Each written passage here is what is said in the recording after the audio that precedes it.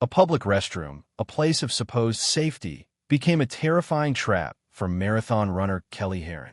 She was alone, vulnerable, and completely unprepared for the predator lurking within. The pre-dawn light filtered through Kelly's blinds, illuminating the marathon training schedule taped to her mirror. 26.2 miles. It wasn't just a number to her. It was a testament to her resilience, a way to push back against the anxieties that sometimes threaten to consume her. This year, the Emerald City Marathon was her focus. She laced up her shoes, a familiar ritual, feeling the familiar surge of anticipation. Golden Gardens was her sanctuary. The crisp sea air, the rustling leaves of the towering evergreens, the distant call of a seagull, it all washed away the stresses of the week. She nodded to Mr. Henderson, walking his ancient golden retriever, a regular fixture on her morning route. Everything felt normal, comfortingly, predictably normal. Mile 4. Her breath was coming in ragged gasps, a familiar burn in her quads. She could push through, most days she would, but a small voice in her head suggested a quick break. The public restrooms near the north parking lot. She rarely stopped there. They were usually deserted, a little creepy even in broad daylight. The faded paint, the cracked tiles, they always gave her a slight shiver. But today, the need was undeniable. She pushed open the heavy wooden door, the hinges groaning in protest. The concrete walls were cold and damp. The air hung heavy with the scent of stale disinfectant and something else, something indefinable that made the hairs on the back of her neck prickle. It was dim inside, the only light filtering through a grimy window high above. She went to the sink, the cold porcelain shocking against her skin. She splashed water on her face, trying to shake off the fatigue. As she dried her hands with the rough paper towels, a flicker of movement in the periphery of her vision caught her eye. Just a shadow, she told herself. A trick of the light. But the silence of the restroom suddenly felt oppressive, a thick, suffocating blanket. She took a deep breath, trying to calm her racing heart. It was just a park, she reasoned. People use these restrooms all the time. She was being ridiculous. She glanced in the mirror, a fleeting glimpse of her own anxious face. And then she turned, and her breath caught in her throat. He was there, blocking the exit, a figure that had materialized from the shadows, as if conjured from her own unease. No warning, no sound, just him.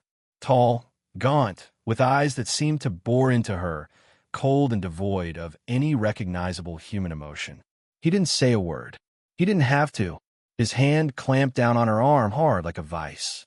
She smelled stale sweat and something metallic, acrid, the scent of something wild and dangerous. Her world narrowed to that single point of contact, the crushing pressure of his grip. A scream died in her throat, a choked, pathetic whimper. He yanked her towards him, and the flimsy paper towel dispenser ripped from the wall, scattering white squares across the grimy floor. It happened so fast. One moment she was drying her hands, the next she was fighting for her life. But something shifted. A spark ignited within the fear. Mrs. Chen's voice, sharp and clear, echoed in her mind from the self-defense class just 3 weeks earlier. Go for the eyes, the groin, the throat. Don't hesitate. Your survival depends on it.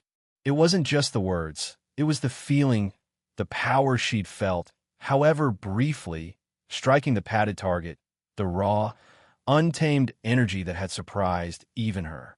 Instinct took over. She drove her elbow back, hard, connecting with something soft and yielding.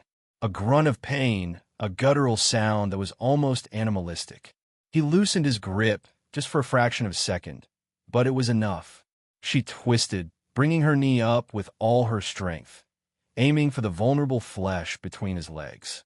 Her muscles screamed in protest, lactic acid burning like fire, but she didn't stop. She kicked, scratched, bit, anything to break free. She clawed at his face, feeling the rough stubble under her fingernails, the give of skin. He roared, a sound of pure rage, and she felt a sharp, stinging pain on her cheek. But she was fueled by something primal, a desperate, unwavering will to survive. He stumbled back, momentarily stunned, his hand reaching up to his face. That was all the opening she needed. She lunged for the door, her heart hammering against her ribs like a trapped bird. She slammed it shut with all her might, the flimsy lock clicking into place with a sound that was almost pathetically weak. He was trapped. She could hear him pounding on the door, shouting obscenities, his voice muffled by the thick wood. But he was trapped. Kelly's legs were trembling so violently she thought she might collapse. She leaned against the cold concrete wall, gasping for air, the adrenaline starting to wear off, replaced by a wave of nausea and a bone-deep terror. She fumbled for her phone, her fingers clumsy and unresponsive. 911. Her voice shook as she spoke to the dispatcher, the words tumbling out in a jumbled mess. Public restroom, Golden Gardens attack. He's locked inside. The police arrived quickly, sirens wailing, lights flashing. 2 officers, a man and a woman, their faces calm and reassuring. They spoke to her in soothing tones, asking her questions, checking for injuries. Kelly remembered the woman officer's hand on her arm, a gesture of comfort that almost made her break down. They got him out of the restroom, his hands cuffed behind his back, his face contorted in a snarl. She watched them lead him away, a strange mix of relief and revulsion washing over her. Later, sitting in the back of the police car, wrapped in a thin blanket, Kelly replayed the events in her mind, over and over again. The fear, the adrenaline, the fight, and the victory. Mrs. Chen's class. It had seemed almost silly at the time, punching and kicking at padded targets, yelling no at the top of their lungs. But it'd save her life. Kelly knew, with absolute certainty, that she wouldn't keep this to herself. Her story could save someone else's life. She would talk about it, write about it, shout it from the rooftops if she had to. She would become a voice for the voiceless, a testament to the power of self-defense, a living example of what it means to fight back. The park might never feel the same, the memory of that terrifying encounter forever etched in her mind. But she wouldn't let him take that from her. She would run again. She would reclaim her sanctuary. The scars, both visible and invisible, would remain. But so would her strength. The strength she didn't even know she possessed until that day in the restroom at Golden Gardens. The police later informed her of his name, Gary Steiner, a registered sex offender, homeless. They told her he was sentenced to 3 years. She heard, much later, through a news article online, that he died in prison. She felt nothing, just a hollow emptiness where anger, perhaps, should have been. The real battle, it was clear, was the one Kelly would continue to fight within herself, the fight to heal, to trust, to live without fear. But she would fight it. She had to.